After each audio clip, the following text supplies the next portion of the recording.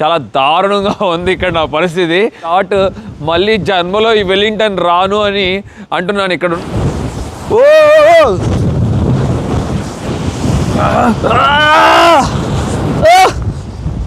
నా వల్ల కావటం లేదు అసలు. ఒక సునామీ వస్తువు చూస్తున్నట్టు అనిపిస్తుంది నా మీదకి సముద్రం. ఆర్చ్ పైకి ఎక్కాను ఎయిర్పోర్ట్ విమానం చూద్దామని. న్నప్పుడు అంటే మాటలు కాదు, లోపల ప్రైమ్ మినిస్టర్ ఉన్నారు, మెంబర్స్ ఉన్నారు, అపోజిషన్ వాళ్ళు ఉన్నారు, అందరూ ఉన్నారు. అసలు లైఫ్ టైం ఎక్స్పీరియన్స్ నాకు. అందరూ నమస్కారం, నేను మీ ఉమా. అందరు ఎలా ఉన్నారు? ఇప్పుడు న్యూజిలాండ్ దేశంలో ఉన్నాను. చూసారు కదా ఎలా కదిలిపోతున్నాను. ఎక్కడున్నాను తెలుసా? రాజధాని వెల్లింగ్టన్లో ఉన్నాను. చాలా దారుణంగా ఉంది ఇక్కడ నా పరిస్థితి. ఇలా గాలులు ఉంటాయని నేను ఎక్స్పెక్ట్ చేయలేదు, కానీ చాలామంది చెప్పారు. కానీ గంటకి 50 కిలోమీటర్ల వేగంతో వస్తాయంటే ఇక్కడ గాలులు. ఎక్కువగా కొండ ప్రాంతం, వ్యాలీల్లో ఆ గాలి ప్రయాణిస్తున్నప్పుడు వెనకంత సిటీ గమనించవచ్చు. మరొక నిక్నేమ్ కూడా ఉంది, వరల్డ్స్ విండియెస్ట్ సిటీ అని. అంటే ప్రపంచంలోనే అత్యంత గాలిలతో కూడుకున్న పట్టణం ఇది. ఇవాళ ఇక్కడ ఎలా ఎక్స్ప్లోర్ చేస్తానా అనిపిస్తుంది. మొదట నా మనసులోకి వచ్చిన థాట్ మళ్ళీ జన్మలో ఈ వెల్లింగ్టన్ రాను అని అంటున్నాను ఇక్కడ ఉండే నా స్నేహితులతో. వాళ్ళు అంటున్నారు అలా కాదన్నా, ఇదే మళ్ళీ సన్నీ, వరల్డ్లోనే ద బెస్ట్ సన్నీ డే కూడా ఇక్కడ మంచి బ్యూటిఫుల్గా ఉంటుందంట ఎక్స్పీరియన్స్ అవ్వాలనుకుంటే. ఈ beautiful views, mountains, sea views ఇవన్నీ చూసుకుంటూ ఓరి బాబోయ్. ఎప్పటికీ షర్ట్తో పాటు ఇంకో 2 జాకెట్లు వేసుకున్నాను సర్వైవ్ అవ్వటం కోసం.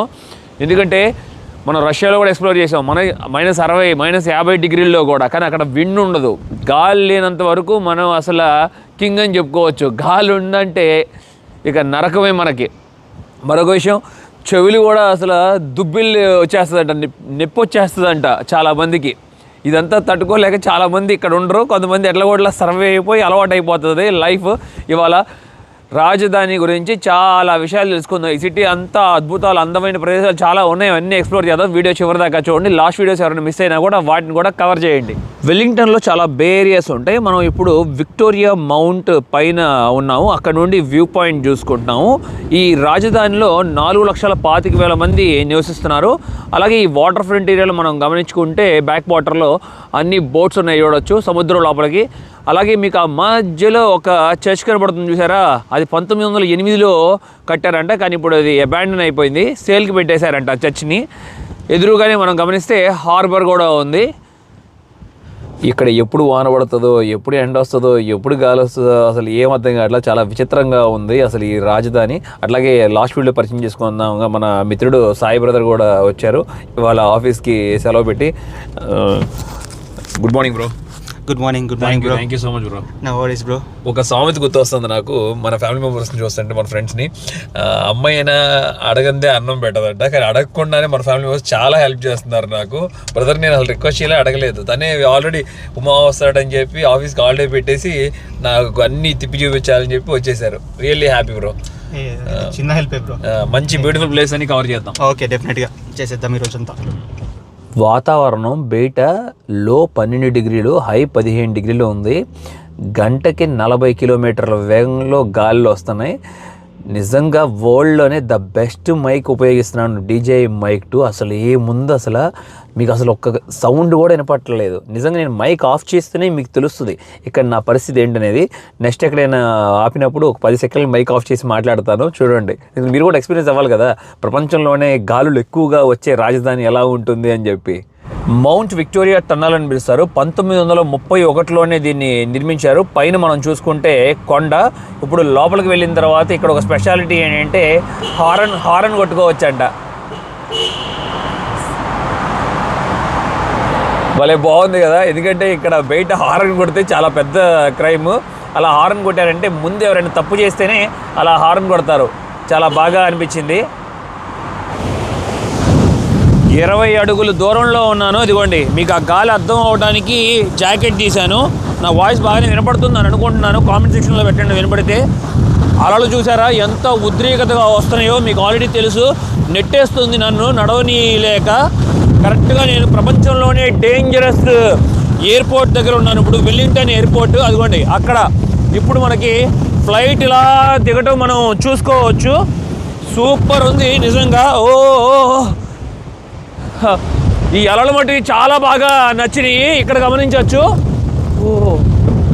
ఇక్కడ సర్ఫింగ్ చేస్తారంట. మరొక విషయం, 1865 వరకు ఆక్లాండ్ ఉండేది క్యాపిటల్ సిటీ న్యూజిలాండ్ దేశానికి. కానీ 2 దీవులు పెద్దవి కదా, సముద్ర దీవులు, వాటికి మధ్యలో ఉండాలని చెప్పి వెల్లింగ్టన్ మార్చారంట. చాలా బాగా అనిపిస్తుంది.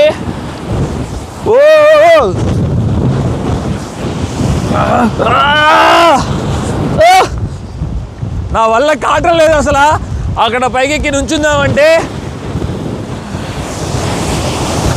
నిజంగా నా కళ్ళ ముందు ఎలా ఉందంటే ఒక సునామీ వస్తువు చూస్తున్నట్టు అనిపిస్తుంది. నా మీదకి సముద్రం చాలా భయాన్ని కలిగిస్తుంది. సదరన్ పెసిఫిక్ ఓషన్లో ఇప్పుడు మనం చూసుకుంటుంది. ఒక పక్కన టస్మాన్ సీ, మరొక పక్కనేమో సౌత్ పెసిఫిక్ ఓషన్ ఉంటుంది. ఈ ప్రమాదమైన గాలుల్లో ప్రతిరోజు ఇక్కడ ఇలాగే ఉంటుందంట. ఆల్మోస్ట్ 365 డేస్లో. అసలు ఈ విమానాలు ఎలా ఎగురుతున్నాయా, వాళ్ళు ఎలా బ్యాలెన్స్ చేస్తున్నారా అనిపిస్తుంది. పైలట్స్ మట్టికి సూపర్ గ్రేట్ అని చెప్పొచ్చు. అంటే ఎప్పుడు ఏం జరుగుతుందో మనకు తెలియదు కదా, గాలిలో వాతావరణం మారిపోతున్న సిచ్యువేషన్స్. అదే చెప్పారు కదా లాస్ట్ వీడియోలో మనకి మిత్రులు, ఎప్పుడు 2-3 రౌండ్లు వేయాల్సి వస్తుందంట కింద ల్యాండింగ్ చేయడం కోసం. ఇక్కడ ఎలుకలు ఎక్కువగా ఉంటాయంట, అందుకని వాటిని పట్టుకోవడం కోసం ఇట్లాగా బోన్స్ పెట్టారు చూడండి. చాలా ప్రదేశాల్లో ఉన్నాయి. 20 అడుగులకి ఒకటి కనబడుతూ ఉంటుంది ఇక్కడ మనకి.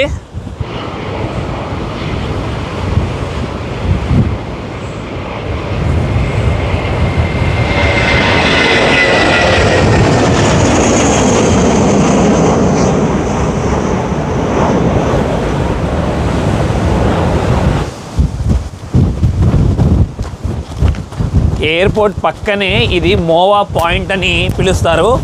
నా తలపైన ఒక పెద్ద కొండ ఉంది. ఆ కొండకు ఒక ఆర్చ్ ఉంది. మరి నా వాయిస్ వినపడుతుందో లేదో నాకు తెలియదు. వినపడితే మట్టికి లక్కీయే. నా వెనక కనపడుతున్నది సముద్రం, ఎయిర్పోర్టు, వెల్లింగ్టన్ సిటీ. బ్యూటిఫుల్గా ఉంది కదా.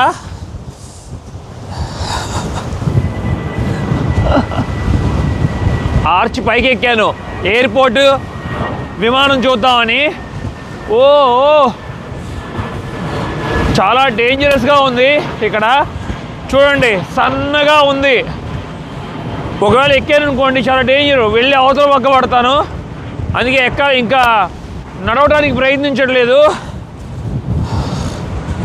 నోట్లోని మాట కూడా రావట్లేదు నా వల్ల కాటలా ఈ పట్టణంలో.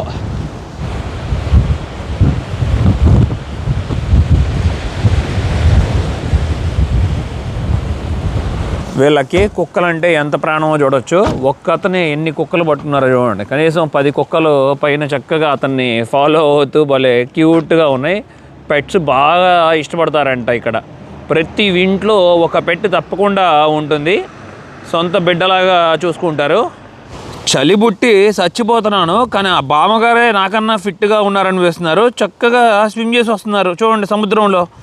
వేగంగా వస్తున్న అలల్లో ఒడ్డున మనం గమనిస్తే సీగల్స్ కూడా ఉన్నాయి. ఓహో, ఫోన్ పడిందంటే వస్తాను. జిప్ వేసుకుందాం. వాటర్ అంత కోల్డ్ ఏం లేవు, నార్మల్గానే ఉన్నాయి. ఈజీగా బాత్ చేయొచ్చు. ఆ గాలి వలన అనుకుంటా, వెదర్ వలన మనకి చలి. వెల్లింగ్టన్లో ఉన్న హౌసెస్ చాలా ఓల్డ్ హౌసెస్ బాగున్నాయి. కానీ ఇప్పుడు పొద్దున్నుండి నేను తిరిగిన ఈ 2 గంటల సమయానికి నాకేం జరిగిందంటే, ఫాస్ట్గా వచ్చి ఇదిగోండి దూది తీసుకున్నాను చెవుల్లో పెట్టుకోవడానికి. ఇదంతా భయంకరంగా నొప్పి, తట్టుకోలేనంత నొప్పి. ఆ చలి గాలి కొట్టడం వల్ల ఆల్రెడీ మన మిత్రులు చెప్పారు కూడా నాకు ఇలా జరుగుతుందని. నేను పొద్దున తీసుకోలేదు. ఫాస్ట్గా కాటన్ పెట్టుకుందాం లోపల చెవులో. జనాలు చూసి కామెడీగా ఫీల్ అవుతారేమో, వాటి అలవాటేమో అనుకుంటాయండి కొత్తగా వచ్చే వాళ్ళందరికీ. ఈ సిటీకి ఎవరు వచ్చినా సరే అదే పని చేయండి, దూది మట్టికి క్యారీ చేయండి. ఈ బాత్తో ఏడ తట్టుకుంటాం. మీరు మరొకటి గమనించారా, నా బాడీలో ఏదో ఒకటి మిస్ అయిందని? అదే చెప్పులు. చూసారా, ఈ దేశంలో స్పెషాలిటీ ఏంటంటే మనం చెప్పులు వేసుకోకుండా నడవచ్చు కూడా, ఎవ్వరు మనల్ని చులకనగా చూడరు చీప్గా. కానీ కొన్ని కంట్రీలు మనల్ని బాగా చీప్గా చూస్తారు కదా.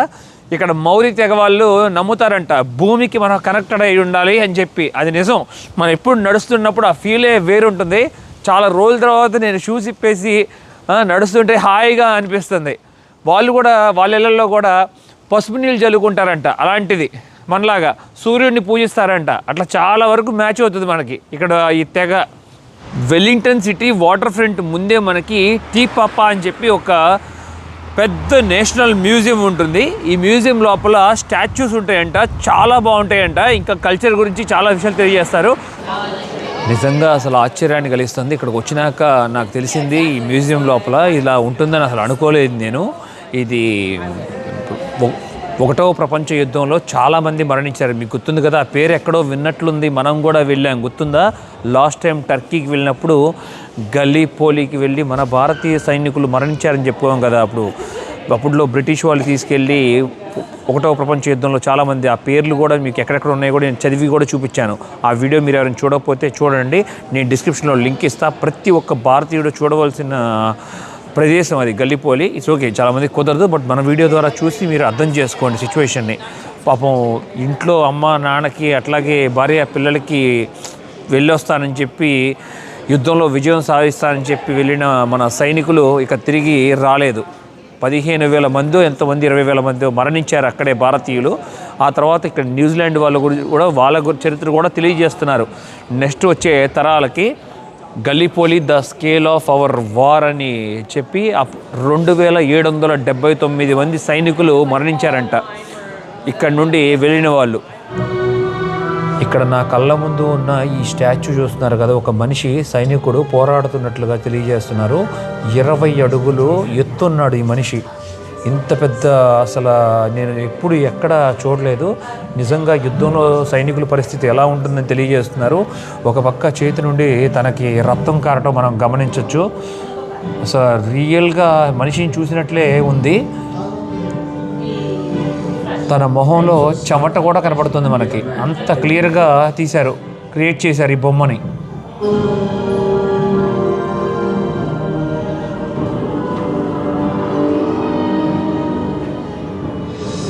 I received a blow on my right arm, close to the shoulder, which turned me right over. I reached for my pike, but could not get hold. మనకి ఇక్కడ నమూనా చూపిస్తున్నారు. అప్పట్లో న్యూజిలాండర్స్ ఎక్కడికి వచ్చారు, ఎక్కడ దిగారని చెప్పి. అదిగోండి, కొండ ప్రాంతాల్లో నుండి ఎట్లా నీరు ప్రవహిస్తూ, అట్లాగే సముద్రం ఒడ్డున బోట్స్ అన్నీ వస్తూ వెళ్తూ ఉండటం. మరి పైన మనం గమనించుకుంటే లాస్ట్ టైం మనం టర్కీ వెళ్ళినప్పుడు విజిట్ చేశాం కదా గల్లీపోలి. మన భారతీయులు మరణించింది ఇక్కడ ఈ లొకేషన్లోనే మన ఇండియన్స్ అందరూ చనిపోయింది. ఇక్కడికే నేను వెళ్ళాను. ఇదంతా గల్లీపోలి. అదిగోండి, కనపడుతుందా మ్యాప్?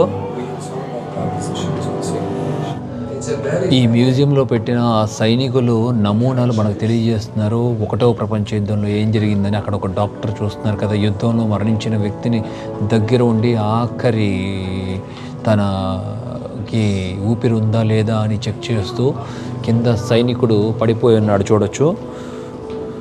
ఇక తను మరణించాడని తెలిసిన తర్వాత అట్లా తన మీద ఒక బ్లాంకెట్ కప్పి తన తల మీద ఉన్న టోపీ తీసేసి తనకి నివాళులు అర్పిస్తున్నట్టుగా తెలియజేస్తున్నారు.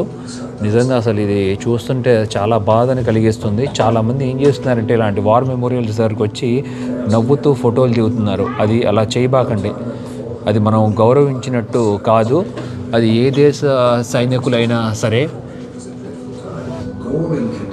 ఇది మనం ఊహించుకోగలం కానీ అక్కడ ఉన్న వాళ్ళకే తెలుస్తుంది ఆ కష్టం అనేది. ఎందుకంటే అప్పట్లో ఇప్పుడున్న యాక్సెస్ అప్పట్లో ఉండేది కాదు. గుర్తుంది కదా మీకు? ఎప్పుడు మనం రావాలనుకుంటే వెనక్కి రాలేము. ఒక్కసారి ఇంట్లో నుండి బయటికి కదిలి వెళ్ళిన తర్వాత ఇక అంతే. నిజంగా అసలు ఇంటి దగ్గర ఉన్న వాళ్ళు ఎప్పుడు వాళ్ళు ప్రేమించే వ్యక్తుల కోసం అలాగే ఎదురు చూస్తూ ఉండిపోయి ఉండొచ్చు అనిపించింది. కింద పడిపోయిన సైనికుడికి ఇది నిజమైన నమూనా. మీరు ఏదో ఫేక్ అనుకుంటున్నారేమో. ఇలాగా ఒక సంఘటన జరిగింది. ఆ సంఘటన ఆధారంగా తీసుకుని వీళ్ళు ఇక్కడ మనకు ఒక నమూనాని క్రియేట్ చేసి చూపిస్తున్నారు.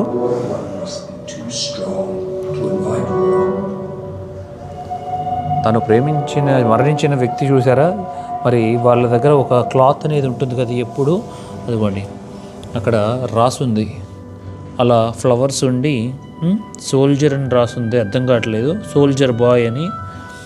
ఇంటి దగ్గర నుండి తెచ్చుకుంటారు ఇలాంటి ఒక బ్లాంకెట్, అప్పట్లో ఇచ్చేవారంట ఫ్యామిలీస్.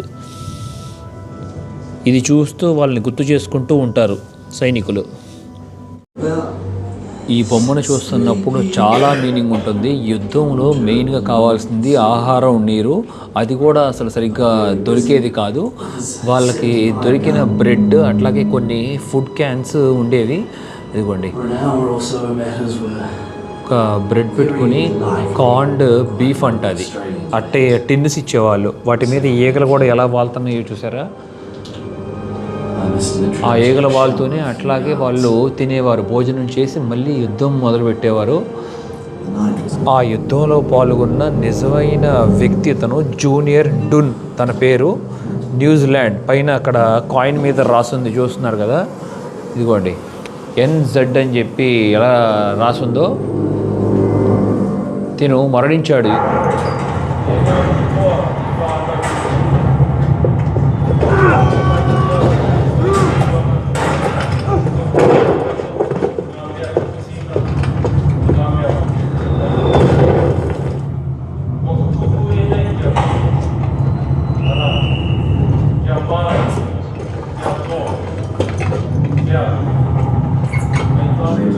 నా లైఫ్లోనే ద బెస్ట్ మ్యూజియంని చూశాను వార్ గురించి.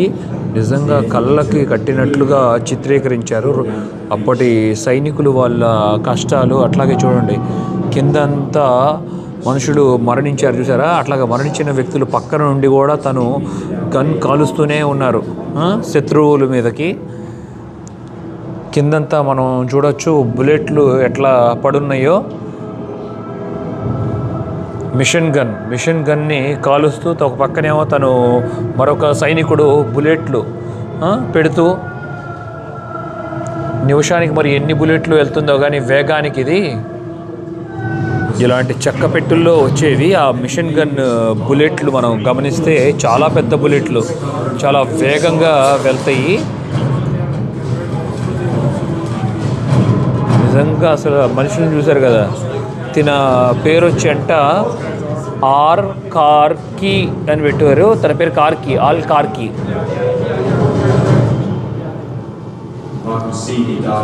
ఇక్కడ మీకు ఒక అమ్మాయిని చూపించబోతున్నాను. తన పేరు లోతి. ఇదిగోండి తన తమ్ముడు యుద్ధంలో పాల్గొనడానికి గల్లీపోలి వెళ్ళారు.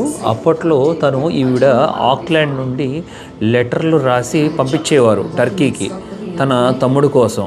కానీ ఏం జరిగిందంటే 4 నెలల వరకు అసలు ఎలాంటి మెసేజు రాలేదు వాళ్ళ దగ్గర నుండి. ఈవిడ పంపించిన మెసేజెస్ ఉంటాయి కదా, లెటర్స్, ఆ లెటర్స్ని మళ్ళీ అక్కడ వెళ్ళిన తర్వాత వాటిని రిటర్న్ తిరిపి పంపించేశారంట. ఏమని చెప్పి పంపించారంటే అదిగోండి కిల్డ్ రిటర్న్ టు సెండర్ అని చెప్పి పంపించారంట ఈ లెటర్స్ని. అప్పట్లో 17 జూలై 1915 అది. ఆ లెటర్స్ చూసిన తర్వాత తను ఎంతో ప్రేమించే తన తమ్ముడు మరణించాడని చెప్పి తను బాధపడుతూ ఉన్న సంఘటన మనకు తెలియజేస్తున్నారు. ఈ సిస్టర్ వాళ్ళ తమ్ముడు పేరు వచ్చి లెడ్డి. ఒక నర్స్ లాగా పనిచేస్తున్నారు ఇక్కడ హాస్పిటల్లో. తను 1915 సంవత్సరంలో. మనం ఎప్పుడు డ్యూటీ చేయలేం కదా యుద్ధంలో ఉన్నప్పుడు. ఏం చేసేవారంటే ఇదిగోండి ఒక్కొక్క చుక్క పైనున్న ఆ డబ్బాలో పడేది. ఆ డబ్బాలో పడి డబ్బా నిండిన తర్వాత బరువుకి కిందకి అయ్యేది. అలా కిందకి అయినప్పుడు ట్రిగ్గర్ లాగేది. ట్రిగ్గర్ లాగినప్పుడు బుల్లెట్ అదిగోండి అక్కడి నుండి వేగంగా ముందుకు దూసుకుని వెళ్ళేది. అప్పుడు ఎవరు వచ్చేవాళ్ళు కాదు. ఇలాంటి దాన్ని మనం ఎప్పుడూ చూడలేదు. చూడండి 500 కేజీలు బరువు ఉండే స్క్విడ్ ఇంకెక్కడా లేదంట. ఇలాంటి మ్యూజియంలోనూ ఎక్కడా మీరు చూసుకోలేరు. అంటార్క్టికాలో 2007లో దొరికిందంట. ఇది ఒక మేల్ స్క్విడ్. టోటల్ సైజ్ వచ్చి 4.5 మీటర్లు లాంగ్ అంట.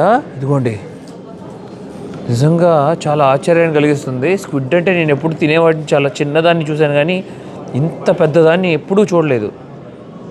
ఓరి దేవుడా, చూసారా ఎంత సీ క్రీచర్ ఎలా ఉందో, నిజమైనది ఇది. లాస్ట్ వీడియోలో మీకు మోవాని చూపించాక అంతరించిపోయిన మోవా, ఆ మోవా నిజమైన అస్థి పంజరం ఇది. ఇక్కడేమో ఒక బేబీ మోవా ఉంది, పైన వెనక పక్క మనం చూస్తున్నదేమో ఫిమేల్ మోవా.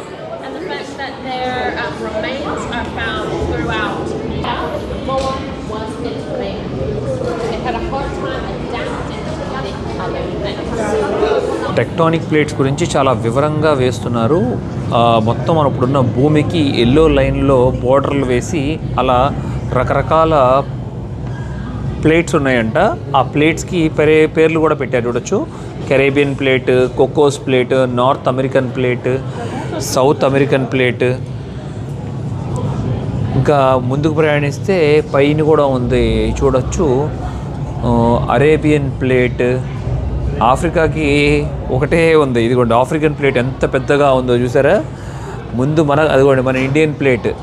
మనం ఆఫ్రికా నుండి విడిపోయి వచ్చి కాశ్మీర్ కొట్టడం, మౌంట్ ఎవరెస్ట్లు ఇవన్నీ జరిగినాయి అని చెప్తారు. ఫిలిపియన్ ప్లేట్. చాలా అదృష్టవంతుడని చెప్పొచ్చు. ఇప్పుడు నేను డ్రోన్ ఎగరేసాను, అక్కడ ఉన్న ఆ సాఫ్ట్వేర్ కంపెనీస్ అంతా వ్యూ తీద్దామని. డ్రోన్ 25 మీటర్ల మీద ఉన్న డ్రోన్ పూర్తిగా సముద్రంలోకి క్రాష్ అయిపోయే అంత బీభత్సమైన గాలి వచ్చింది. అయిపోయాను అనుకున్నాను, సత్యేంద్ర నాయన ఈ నెల మళ్ళీ మరొక ₹1,00,000 పెట్టి వెళ్ళి కొత్త డ్రోన్ కొనాలేమోనని అనుకున్నాను. బతికింది, తప్పించుకున్నాను. ఎట్లా కూడా పైకి పట్టుకుని పుష్ చేశాను. వెల్లింగ్టన్ అని ఉంది కదా, సూపర్. కానీ దీంట్లో ఒక లెటర్ మిస్ అయింది. ఏదో మీకు కనిపెట్టారా? ఐ మిస్ అయింది. ఐలో నేను నుంచొని అది ఇప్పుడు పూర్తి చేస్తాను. ఇప్పుడు మీకు క్లియర్గా అర్థమవుతుందా? వెల్లింగ్టన్ అని బాగుంది కదా, భలే మల్టీ కలర్స్తో ఇలా చేయడం చాలా బాగా నచ్చింది. అండ్ కరెక్ట్గా ఈ వెల్లింగ్టన్ నేమ్కి నా డ్రెస్ కూడా బాగా మ్యాచ్ అయ్యింది, మల్టీ కలర్ డ్రెస్. బ్యూటిఫుల్గా ఉంది కదా గార్డెన్స్ అన్ని. గార్డెన్స్ పైన నా రైట్ సైడ్లో వ్యూలో చూసుకుంటే మీకు అది ఒక క్యాథెడ్రల్ చర్చ్, దాని పక్కనే మనకి గమనిస్తే అది ఒక లైబ్రరీ, పార్లమెంట్ లైబ్రరీ. దాని పక్కనే పార్లమెంట్ పక్కనే మరొక బిల్డింగ్ ఉంది చూసారా, చాలా యూనిక్ బిల్డింగ్ ఇది. బీ హైవ్ అని పిలుస్తారు, అంటే తేనె తుట్టి ఆకారంలో దీన్ని నిర్మించారన్నట్లుగా, అందుకే ఆ పేరు అలాగా ఇచ్చారు. చాలా బాగుంది. పైన కూడా మనం ఫ్లాగ్ కూడా గమనించవచ్చు, న్యూజిలాండ్ జాతీయ పతాకాన్ని కూడా గమనించవచ్చు. మరొక విషయం ఏంటంటే ఇక్కడ ఎందుకనో కానీ వీళ్ళ పోల్స్ ఉంటాయి కదా పార్లమెంట్ ముందు, వీళ్ళ ఫ్లాగ్స్తో పాటు సౌత్ కొరియా ఫ్లాగ్ ఉంది. దానికి సంబంధించిన మీటింగ్ జరుగుతుంది అనుకుంటే ఇక్కడ. రియల్లీ గ్రేటే. పార్లమెంట్ లోపలికి టూర్స్ కూడా కండక్ట్ చేస్తూ ఎక్స్పీరియన్స్ ఇస్తున్నారు, ఆ విషయాలు కూడా తెలియజేస్తున్నారు. మన ఇండియాలో అసలు పార్లమెంట్ దగ్గరికి కూడా రానివారు కదా, నిజమేనా? లేకపోతే అలాంటి టూర్స్ ఏమైనా ఉన్నాయా? కామెంట్ సెక్షన్లో పెట్టండి. కరెక్ట్గా పార్లమెంట్ ఆపోజిట్లో బ్యాక్ సైడ్ మనకు కనపడుతుంది హైకోర్టు, ఆ చెట్లు వెనకాల. నేను ఇప్పుడే బయటకు వచ్చేసాను. నా లైఫ్లోని ద బెస్ట్ ఎక్స్పీరియన్స్ని పొందాను. పార్లమెంట్లో వెళ్ళి కూర్చొని కరెక్ట్గా మీటింగ్ జరుగుతున్నప్పుడు, అంటే మాటలు కాదు, లోపల ప్రైమ్ మినిస్టర్ ఉన్నారు, మెంబర్స్ ఉన్నారు, అపోజిషన్ వాళ్ళు ఉన్నారు, అందరూ ఉన్నారు. అసలు లైఫ్ టైం ఎక్స్పీరియన్స్ నాకు లోపల. అలాగే ఇన్నాళ్ళు అసలు సోషల్ మీడియాలో హాకా డ్యాన్స్ వేశారు, గుర్తుంది కదా, ఈ పార్లమెంట్లోనే. ఒక అమ్మాయి, ఇద్దరు, మొత్తం మౌరీ తెగ వాళ్ళందరూ అసలు ఏదో కానీ నచ్చకపోతే ఆ నచ్చదాని విషయం కోసం తెలియజేస్తూ హాకా డ్యాన్స్ పర్ఫార్మెన్స్ చేస్తే ప్రపంచం అంతా వైరల్ అయిపోయింది, గుర్తుందా మీకు? అది ఇక్కడే జరిగింది. అండ్ ఆవిడని కూడా నేను చూశాను, లోపల ఉన్నారు ఆవిడ, మొత్తం ఆ గ్రూప్ మౌరీ తెగ వాళ్ళందరూ. ఆవిడ కూడా నన్ను చూశారు కూడా. చాలా అదొక హ్యాపీ అనిపించింది. అట్లాగే ఆ లైబ్రరీ ఉంది కదా, అది లైబ్రరీ పబ్లిక్ కాదంట, ఓన్లీ గవర్నమెంట్ పీపుల్, అఫీషియల్స్కి అనంట. లోపల 10,000 బుక్స్ ఉంటాయంట. ఇప్పుడు అపోజిషన్ టీం పేరేమో లేబర్ అని చెప్తారు, ఇప్పుడు గవర్నమెంట్లో ఉన్నదేమో నేషనల్ అంట. అది స్పీకర్ని కూడా చూశాను, అసలు చాలా డిఫరెంట్, థ్రిల్లింగ్ అనిపించింది. రైల్ మినిస్టరు అట్లాగే ఎడ్యుకేషన్ మినిస్టరు వాళ్ళు డిబేట్ జరుగుతుంది వాళ్ళ మధ్యన. వాళ్ళు ఏదో ప్రపోజల్ పెడుతున్నారు పదవిలో ఉన్నవాళ్ళు, అపోజిషన్ వాళ్ళు ఏ ఆపోజిట్లో క్వశ్చన్లు అడుగుతూ మధ్యలో ఇంటరప్ట్ చేస్తూనే ఉన్నారు, ఇబ్బంది పెడుతూ. బాగా అనిపించింది, రియల్లీ వండర్ఫుల్ ఎక్స్పీరియన్స్. కానీ లోపల వీడియో తీయడానికి ఎలా ఉండదు. ఎవరైనా న్యూజిలాండ్ వచ్చిన మటుకి ఇది మటుకి మిస్ అవ్వద్దు. మన తెలుగు మిత్రులే నాకు చెప్పారు, వాళ్ళే బుక్ చేశారు నాకు. ఇది ఎలాంటి ఛార్జెస్ అంటూ ఉండవు. ఇక్కడ నేషనల్ మ్యూజియంలో కూడా అంతే, ఏ ఛార్జెస్ ఉండవు, జీరో.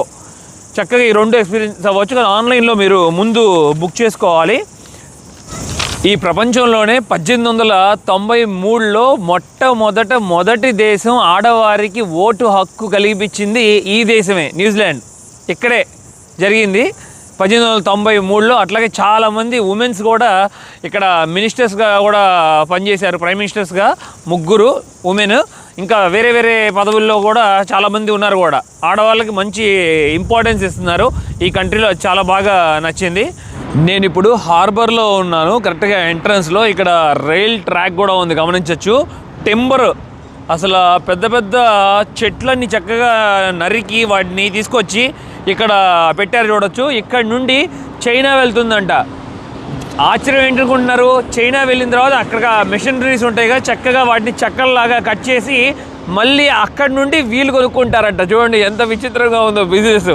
అదేదో ఇక్కడే చేయొచ్చు కదా, ఎందుకు ఈ తలకాయ నొప్పి అంటే వీళ్ళు ఎన్విరాన్మెంట్ని అసలు చెడగొట్టాలని అనుకోరంట. ఎంత ఖర్చు అయినా పర్లేదు. ఇక్కడ ఒక్క ఫ్యాక్టరీ కూడా లేదు చూడండి, కార్లు ఫ్యాక్టరీలు కానీ అలాంటివి ఏదైనా సరే. పొల్యూషన్ అంటే ప్రకృతిని చెడగొట్టేది ఏదైనా సరే న్యూజిలాండ్లో ఉండదు. విచిత్రంగా ఉంది కదా, ఎంత కేర్ తీసుకుంటున్నారో ప్రపంచంలో. అందుకనే టాప్లో ఉన్నారు అన్ని విషయాల్లోనూ. హార్బర్ ముందు, వాటర్ ఫ్రంట్ ముందే మనకి స్కై స్టేడియం ఉంటుంది. దీని కెపాసిటీ 34,500 మంది కూర్చొని చూడొచ్చు. అలాగే ఫస్ట్ వన్డే జరిగింది వెస్టిండీస్తో 2000 సంవత్సరంలో. లాస్ట్ వన్డే జరిగిందేమో 2019లో న్యూజిలాండ్ వర్సెస్ ఇండియా అంట. ఈ స్టేడియం రీసెంట్గా నిర్మించారు 1999లో. ఎక్కువగా ఫుట్బాల్కి సంబంధించినవి బాగా జరుగుతాయి వీళ్ళకి. రగ్బీ అన్న, ఫుట్బాల్ అన్న చాలా ఇష్టం, అలాగే క్రికెట్ కూడా. చాలా బాగుంది ఇక్కడ ఈ ప్రదేశం. రాజధానిలో కరెక్ట్గా నా కళ్ళ ముందే ఎయిర్పోర్ట్ ఉంది. ల్యాండింగ్ అలాగే మరియు టేక్ ఆఫ్ అవటం చాలా క్లియర్గా చూడొచ్చు. కేవలం 100 మీటర్ల దూరంలో ఉన్నాను చూడండి, అంతే నేను రన్వేకి. చాలా బ్యూటిఫుల్గా ఉంది వ్యూ ఇక్కడ నుండి. వీళ్ళు ఎంత ధైర్యవంతులో చూడండి, పారాసైలింగ్ చేస్తున్నారు. సూపర్. అతను గాల్లోకి ఎగురుతాడేమోనని ఎదురు చూస్తున్నాను.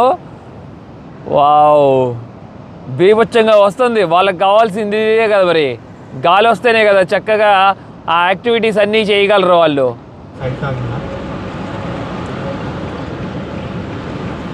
వావ్, సూపర్ ఎగిరాడు చూడండి గాల్లోకి, కనీసం 20 అడుగుల ఎత్తులోకి.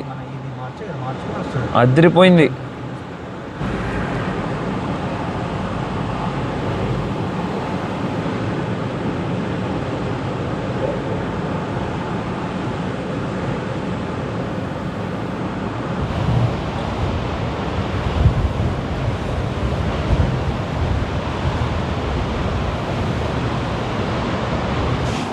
న్యూజిలాండ్ దేశంలోనే ఫిష్ అండ్ చిప్స్ అనేది చాలా ఫేమస్ అంట. నేను ఇప్పుడు అదే రెస్టారెంట్లో ఉన్నాను. ఈ రెస్టారెంట్లో చాలా అవార్డ్స్ కూడా వచ్చినాయి దీనికి.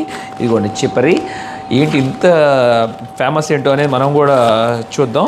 ఇదిగోండి ఫిష్ చిప్స్, అట్లాగే మనకి టొమాటో సాస్ కూడా ఇచ్చారు. మనకు కావాలనుకుంటే పెప్పర్ సాల్ట్ కూడా వేసుకోవచ్చు. మనం ఇక టేస్ట్ చేసి చూద్దాం. ఇదిగోండి మన దగ్గర ఇది 900 రూపాయలు ఛార్జ్ చేస్తున్నారు ఈ చిప్స్, అట్లాగే ఈ ఫిష్. కానీ చాలా వేడిగా ఉంది.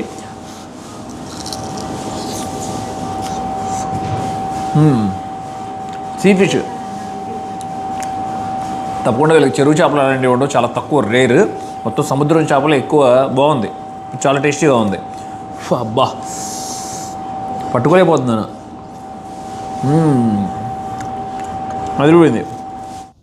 న్యూజిలాండ్ రాజధాని చాలా మంచిగా ఎక్స్ప్లోర్ చేసాం, చాలా విషయాలు కూడా తెలుసుకున్నాం.